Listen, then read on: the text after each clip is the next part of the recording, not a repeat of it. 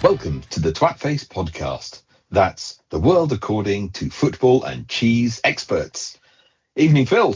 Good evening, Mike. How are you on this warm June day? I'm sweating cobs, my old mate. Yes, it's turned into a rather warm one this evening, hasn't it? Certainly has. Are you having a drink to cool you down? I had one or two drinks last night, thanks to the England match, in which I was honouring the avatar of English football that is Wayne Rooney, because I was drinking Hobgoblin. But tonight, no, I'm just on water. It's a school night. I need to be up early in the morning, so I'm on the water tonight. How about yourself? What are you doing? I'm on the medicinal qualities that is Iron Brew.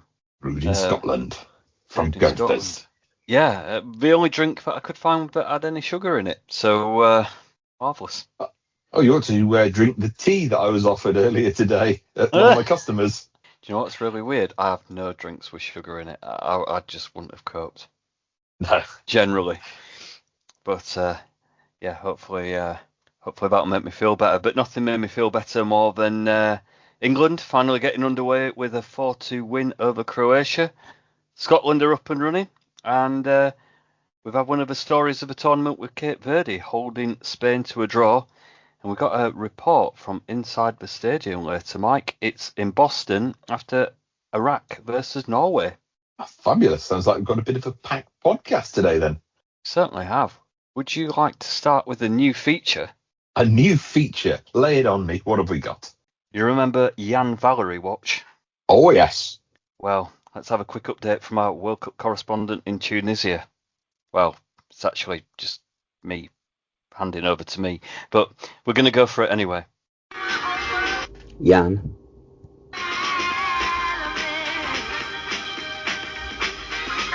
Jan.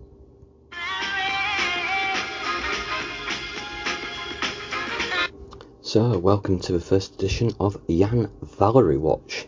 As listeners will know, Jan is Sheffield Wednesday's sole representative at the World Cup and the podcast player to keep an eye on throughout this tournament. Jan made his World Cup debut for Tunisia in their opening game. He started at right back and played 72 minutes. Okay, the result didn't quite go Tunisia's way, but it's still a proud moment to see a Wednesday player representing his country on the biggest stage in football. And the good news is, Tunisia have got 2 more games to come, so plenty more opportunities for Jan to make his mark in the tournament. So, current Jan Valery Watch status ongoing.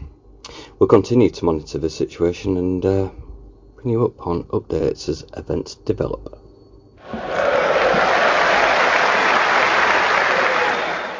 So there you go, Michael. It's quality, that. It's nice to have an on-the-spot reporter, really, isn't it? So, Cape Verde.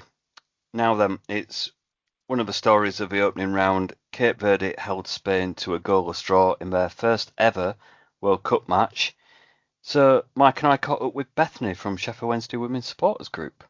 Hello, Mike and Phil and the Twatface podcast. It's Bethany from Sheffield Wednesday Women's Supporters Group and this World Cup. My micronation of choice is Cape Verde. I went there on holiday in March and now they're my boys. They've just drawn 0-0 with Spain, which was an absolutely gargantuan effort. What a performance. I'm very, very happy. I just watched at home, chill little Monday night in, but it became very stressful all of a sudden. I was so convinced Sam Matterface was going to jinx that in the last 10 minutes. But I'm incredibly proud of the boys, and I look forward to them playing some slightly more winnable games in Saudi and Uruguay coming up. I think it could be a great group stage for my boys, my debutants, Cape Verde. There you go, Mike. Did you catch any of that game?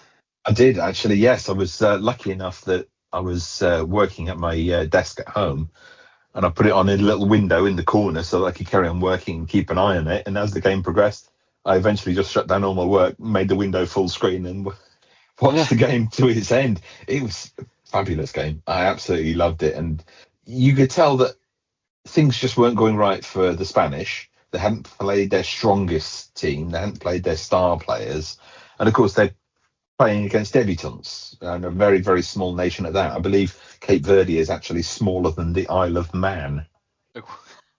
And so they hadn't necessarily gone out there playing their strongest team, saving themselves for later games. But Cape Verde took advantage of that, and they put in an absolute barnstormer of a shift to come away with that 0-0 draw. I mean, that's like a 3-pointer for them, because they're not even supposed to get a single point out of it. So, yeah, I think they did a fabulous effort, and I really, really thoroughly enjoyed watching the match.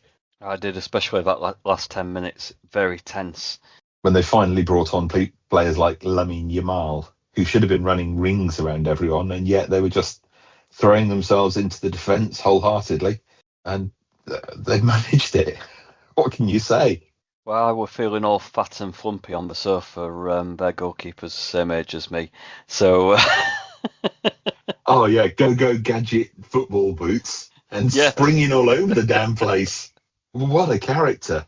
So Cape Verde already have more points in this World Cup than some established nations, and that's not bad going. But we're going to move on to Scotland now.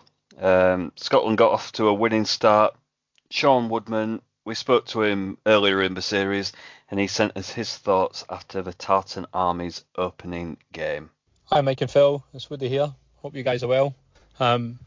Very tired today after watching that match early this morning. Found myself after that this morning on my UEFA B licence at Dragon Park with the FAW. So I was very much glad that we were on the pitch doing some practical stuff today, because that very much helped to wake me up. Watched the game just at home, obviously given the 2 a.m. kickoff. Just watched it with my boy. Managed to wake him up, and he stayed awake for most of the game, but definitely he was struggling towards the end. But yeah, just obviously fantastic, to be able to sit and watch Scotland's first World Cup game in so long with my 9-year-old boy. Reflecting on, as I said, the last time we were there, I wasn't too much older than that myself. Game itself obviously wasn't a massive highlight. Scotland didn't play particularly well, I don't think. I think after that last warm-up game against Bolivia, I was quite excited. There's really expansive attacking football was being played there with a 4-4-2 formation. Lots of chances being created. Obviously, goals were scored, and that was really positive. But I think the occasion and what it was just probably got to the players. I think in that first match, clearly an expectation on them to win. But obviously the history of what's going on with Scotland at major tournaments and poor results probably hanging over them a little bit. So I think particularly after we got the goal, there was a real lack of real lack of aggression, real lack of press. And by the end of it, I was really worried that Haiti were going to get an equaliser, particularly when that header from Poirot a few minutes before the end. So overall, yeah, great. We got the win, which is the minimum that we required from that first game. And it gives us a massive opportunity of getting into the game against Morocco, knowing that a point is probably enough to definitively take us through. But that being said, I do think actually Morocco is probably going to be the harder game out of Morocco-Brazil. So we'll see what next Friday has got in store for us. But for now, we sit top of the World Cup group, which I don't know when the last time was we could say that. Really, really good, great start. And this evening we'll watch the country of my son's birth, his adopted country, Germany, and hopefully they'll get off to a great start as well. So hopefully I'll speak to you later on in the tournament. But keep up the good work, guys, and take care. Ta-ra. So just a disclaimer, Woody did record that straight after the Scotland game, and obviously Morocco went on to draw against Portugal as well, so a bit of a tasty group, Mike. Absolutely, yeah. What was that one? That Poirot header in the last 10 minutes, and then Miss Marple scores on the rebound. Nice. I did stay up I didn't stay up. I got up at 8 o'clock in the morning and watched the Scotland game without knowing the result, and Haiti had a lot of chances at the start of the game, and I did feel if Scotland were playing someone with a bit more quality up front, they could have been in trouble, but they managed the game well in the end and they got the win, so hopefully they'll get out of the group. Well, I mean, the amount of people that are going through to the second round, it's like the first two plus loads of the third place runners up. You have to go some not to get through to the next round. And one win is almost a guarantee of getting through. But one team that might struggle to get through is Germany's opponents, who they absolutely smashed. So Woody's son will be very happy having watched that game. Plenty of goals. What a moment for Curaçao, though, getting that goal against Germany. Okay, they lost 7-1, but scoring against Germany, they've done themselves proud. Some memories there for them, isn't there? So we're going to move on. We're going to go to Belgium. We've got one man covering England and Belgium, so Nikolai's been keeping an eye on both for us. Hi, this is Nikolai, watching both Belgium and England. The Belgian game was really frustrating watch. Favourite moment was obviously my boy Lukaku doing what he does best, getting in amongst the pigeons and not technically scoring but doing something good that resulted in an own goal. But otherwise, a hugely frustrating game generally for Belgium. Got Iran next. I don't know, man. You can really feel the end of the golden age type stuff going on with Belgium. And I'm not sure how it's going to play. I can't see us getting past the quarters. I really can't. I hope I'm wrong. Maybe we can pull it together. Really need to pick up the pace. But hey, still all to play for. I still think we can get out of the group, though. On the other hand, England, first game, Croatia, really dodgy first half. We looked a little bit off it, looked nervous. Weird penalty, malarkey, even though I think it was correct to retake. I hate the old stutter steps. And second half, though, brilliant. I'm not going to say the words, but like, I've had faith in Tuchel. I think he's onto something. He knows what he's doing. I don't know. I think we could go far if we keep it up. Excited for the next game there. Thanks. So first with Belgium, that group's really tight. Group G, you've got New Zealand on 1 point, Iran on 1 point, Belgium on 1 point, and Egypt on 1 point. He did say Belgium were quite slow. It's really hot out there in some of the places, isn't it? It is. You've got some still quality talent, though, in that Belgian side. I honestly can't see how they would fail to get out of the group stage. Because when you've got somebody who's as predatory as Lukaku up front, and he is a target man for somebody like De Bruyne who could deliver to him, I mean, between them, that's a deadly combination. And then it's not as though they're bereft of talent in all the other positions, because they've got plenty of people on that pitch who can win a game for them. Yeah, he's still looking at Belgium thinking they've got enough at least to get out of the group. So Group G is fascinating, I think. We'll put a pin in the England chat. I want to catch you later on in the pod about that, Mike. But I'm going to keep the England theme going. Next, we're going to hear from Catherine Batt. She's an old friend from another different podcast. Catherine joins us after England's opening win over Croatia. Let's hear from Catherine now. Hi guys, Catherine here, England and Scotland fan, which is maybe slightly controversial, but as a half Scot, I support Scotland as well as England. Although I didn't manage to actually watch the full Scotland first game with it kicking off at 2 a.m. I stayed awake until 60 minutes and then I fell asleep and woke up at the end of the game quite confused as to where I was and what was going on. But thankfully they got the win that they needed, and slightly different setting for the England game where I watched it in a pub in London with a few friends. It's actually quite a small, quiet pub, which is kind of how I prefer it rather than the sort of lively central London pubs where there's maybe kind of a lot of beer being thrown in the air when goals are scored. So it's a little bit more chilled where I was watching the England game, which I thought was pretty exciting. It feels like we wanted this England team to play entertaining football for quite a while, and it feels like they certainly did that on Wednesday even. Maybe defensively they were a little bit suspect at times, but I think it was just important that they won the first game. And yeah, on the way, when I was going to get my train home, we bumped into quite a few people that had been watching the games elsewhere, and people seemed to be in pretty good spirits and feeling quite confident about things. So hopefully they can kind of continue that as the group goes on.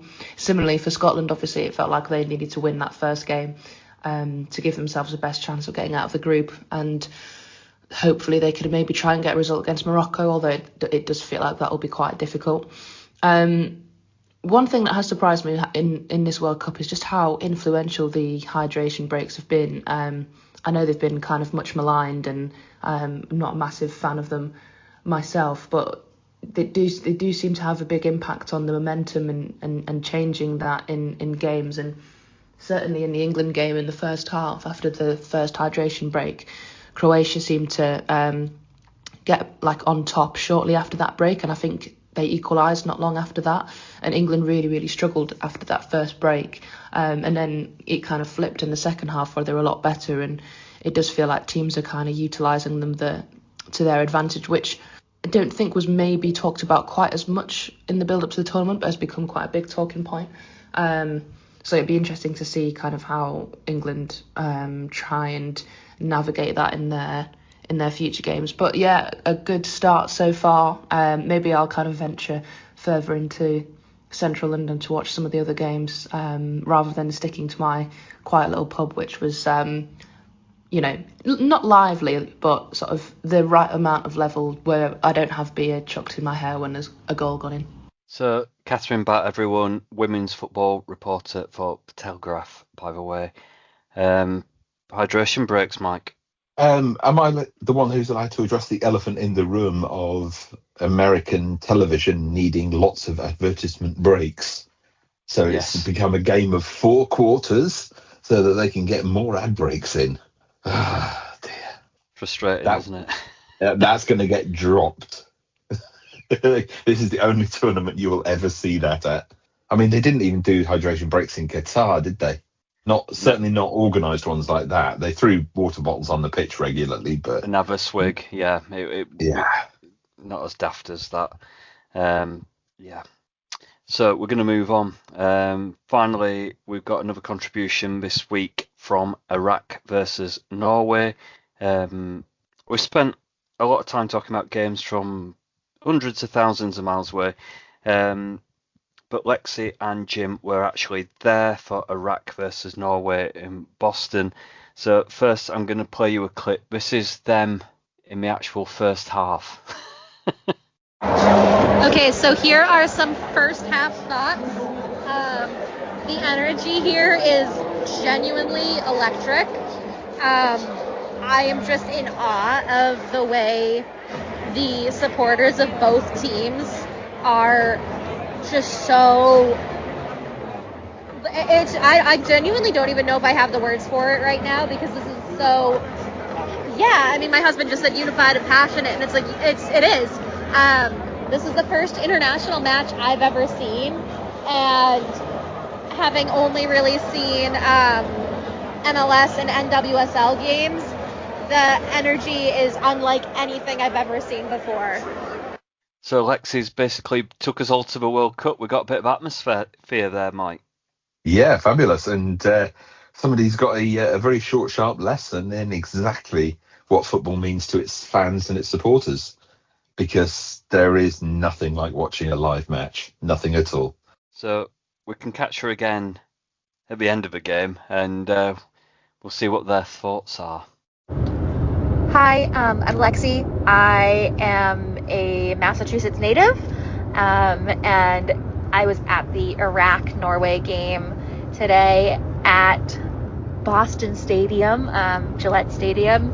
I've been to Gillette more times than I can count at this point as a season ticket holder for the New England Revolution and the Boston Legacy, but the energy today was unlike anything I've ever seen before. This is my first major international match. I've seen the women's U.S. national team play once a couple of years ago in New Jersey, but this was just unlike anything I've ever seen before. I was just in awe of the energy that the supporters had. We were sat in a section that was a pretty good mix of Norway fans and Iraq fans, and it was really cool to see just how everybody was celebrating and supporting their teams. Everybody was super sweet and we had a great time. I don't even know if I can explain how amazing this opportunity was to be able to see this game. I got to go because my dad had tickets and let my husband and I tag along. It was just unlike anything. And I keep saying it, but it really was just so different. I mean, why don't you, I don't know, you share something. What do you think, Jim? Well, I mean, just how unified the fans were, especially for Norway, in leading their chants. It was, like, really impressive. I really hope that our home team, like, fans take note and actually kind of step up their game, because that was great. It's getting me chuffed. I was ready to go. Yeah, no, I mean, I think that's the biggest thing is we've been season ticket holders for the New England Revolution for about 5 years at this point, and the Boston Legacy are in their first season. And the energy, it's there, but it could definitely be better. And just the energy at this game was incredible. Thank you for letting me share a little bit of our experience. I hope you guys enjoy the rest of the World Cup. So absolutely fabulous to hear from them both. When I first listened to that voice note, I just had a massive smile on my face. Just the impact of the game to them, it was really lovely to hear. And they saw a great game, 5 goals, Norway 4, Iraq 1. Was more of a game, really. It were better than that. Half time, they went in 2-1, 2 Erling Haaland goals, putting Norway in front at the break. Wasn't really all over until there was an own goal on 90+6. So they saw a really great game, really. Did you catch any of that game, Mike? Didn't get a chance to see it live. I didn't get a chance to see a lot of them live. I've been catching up on the old. It was quite late for us. Yes. And some of us do actually have to work. But no, I've been getting an early morning, get my coffee early on a morning, then jump onto the BBC Sport website and catch up with the old 10-minute roundup of each of the matches. And Haaland doing what Haaland does. And it looks like they set that team up around him to play to him and basically play his strengths. And yeah, that's going to make them quite a challenge in the future matches. If we come up against him, I hesitate to guess how we're going to perform against him. What's really sad is I think he was born in Leeds. He could have been playing up front for us. He's not quite the same as... He's not a striking Viking if he plays for Leeds, though, is he? Maybe he's a striking striker. Oh, hang on. I'm not allowed to say that, am I? Thank you so much, Lexi and Jim. We may call you up again for some more insights later in this tournament. Going to take you through an England conclusion then, Mike, because, we are English and slightly biased, so that's what it's going to be. Before we go, let's quickly revisit England's opening win over Croatia. No handbrakes on for Tuchel's team. England dominated, but Croatia did keep punching back. Kane scored twice. Croatia scored 2 crackers, and it was all getting a bit nervy as Mike was finding out on the WhatsApp when I kept texting him that I didn't like it. And then Elliot Anderson released Bellingham and he buried it. England possibly could have had 6. There was a lot of substitutions from Tuchel after that, chasing the game. He wanted that Premier League energy, as he described it, and Rashford came on and made sure of it by scoring the 4th. Now you've had a night to sleep on it, Mike, and you've not had to put with me WhatsApping. You've been nervous. What did you make of England's opening performance? Well, I watched it live, as you can imagine. And then I watched the recap of it the following morning as well. And watching the recap, I honestly felt my testicles clench in exactly the same way on the second time round as they did on the first time round. Because it was that sort of a game where we did not settle in that first 10 minutes. We were nervous. We were not playing our best by any stretch of the imagination.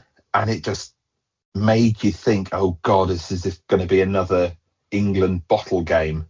And then something just flipped and they settled. And then they started to produce the goods. They started to create the chances. That penalty, I mean, yes, it was a penalty. And then the bit of jiggery-pokery that went on during the taking of the first penalty that made them retake it. When it's reviewed, they got it right. You know, it's not nice, but they did get it right.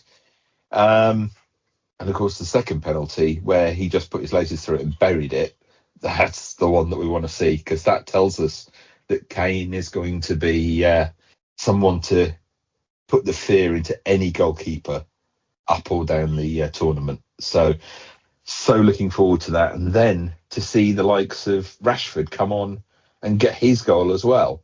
I just absolutely adored that, because that tells me that we're not a one-strike team.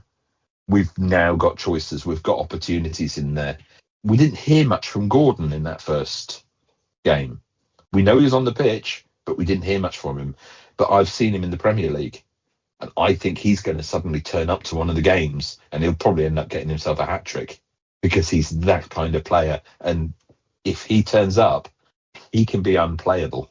So I'm super excited now. I was so nervous because we opened up with basically our toughest game in the group. Every other game should not be as tough as that game. Yeah, we're going to face Ghana. Ghana are not a pushover. But I think we've got a lot of opportunity here. And I'm fascinated to see how far we can go with it. And I think we're allowed to be nervous. Like, I don't know if it's Anthony Gordon's first tournament, but certainly left back, we had Nico O'Reilly, or O'Reilly, depends which your taste is. We're only his 6th England cap, let alone playing at a World Cup. So yeah, it'd be nice to have this group stage where everyone can bed in. Hopefully Tuchel can swap the sides around a bit and get everyone a bit of game time. So if anyone is called upon in the knockout stages, they've had a bit of football. But I think the biggest positive for me is, unlike England teams of old, we kept creating chances, because I had that old England feeling. That's why I kept texting you, Mike, because every time that we conceded or something, I thought we'd go into our shell and defend badly. And I've been hurt too many times by England. But we didn't. And even the substitutions they made were all very positive, like bringing the likes of Rashford on. We didn't bring another central defender on 60 minutes, did we? We went for it, and we were exciting, I thought. Yeah, playing forwards. That's unheard of in the England squad for recent tournaments. So he's not looking to grind out victories like we have been doing. He's looking to actually take the games by the scruff of the neck. And if we concede a few, that doesn't matter if we're scoring more than we conceded. And we've got the talent to score. So England always looked dangerous, and after one game, England topped Group L with 3 points and 4 goals on the board. Probably tougher tests to come, but I think that's a pretty good start, Mike. I'm happy with it. I can't argue. The only problem that I've got is that I went to see one of my customers today, and they were having a World Cup sweepstake where you put a couple of quid in the pot and then draw a name out of a hat. And on the day that I turned up, they said, we've got one team left and nobody wants to put the money in the pot. So I said, fair enough. I'll put the money in the pot. Give me that last team. And I've drawn the mighty Haiti. The team beaten by Scotland. Dear. You didn't. They didn't have a shooting boot, so against Scotland, Mike. You might have lost that money. Not. I might have done. I'm hoping they've got a wooden spoon game prize. But you lose that because you didn't get Curacao either. Well, that's also true. Yeah, they're behind on goal difference at the moment, aren't they? And I think that's it from us tonight. A huge thank you to Catherine, Bethany, Sean, Nikolai, Lexi and Jim for their World Cup contributions. We're going to be back with more World Cup stories and more voice notes, and of course, more Jan Valery watch. I can hardly wait. Mike, if people want to share their stories or get in touch with the pod, do you know how they do it? I've got absolutely no idea. Search Twatface on Instagram. We're also on TikTok for some reason, but it doesn't seem to be reaching the same audience. Where can we listen to the pod, even though we're already listening to it? If you head over to normalmen.co.uk, you will find all the podcasts that we produce. Twatface is on there. You can find the Twatface podcast on Google. We are, believe it or not, you actually do it on studio.youtube.com, of all places. But if you don't want to go there, we're on Apple Podcasts, we're on Spotify, we're all over the place. And as Phil found out very early on in this process, if you go into Google and Google Twatface Podcast Football, Google's AI has already got a summary for us, and it names us. So, yeah, bit scary. Thanks, AI. I'm slightly worried now. Very scary. So me and Mike are going to plot our way through the second round of group games. We'll catch you on the other side. Have a good tournament, everyone. Bye. Bye.